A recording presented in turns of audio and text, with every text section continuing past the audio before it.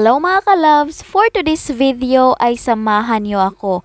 Wala na tayong intro-intro kaya for the go! For today's video nga ay maaga nga kaming umalis. May pupuntahan nga lang kami at nandito na rin kami sa bus terminal. Dahil may mga bagay talaga na hindi natin inaasahang mangyari. At kasama ko rin pala ang kapatid ko. Habang naghihintay nga kami ng masasakyan ay hindi na nga rin ako mapakali dahil iba pa rin ang pakiramdam ng may nagawa kang hindi maganda. Hindi na nga rin ako mapakali at gusto ko na talagang makarating doon dahil gusto ko na talagang maayos namin to. Buti na nga lang ay agad kaming nakasakay. Aba kapag hindi ay maglulupasay na talaga ako sa terminal kakahintay. O diba?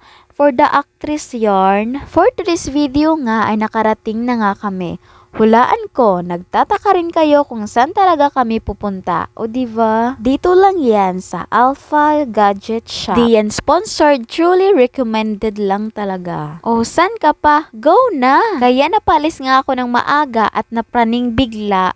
Dahil nga nasira ko laptop ng kapatid ko, na lang talaga ang problema ko. Kaya wag na kayong mag-isip ng kung ano-ano. Diba? At dito na nga, happy eating! Bye!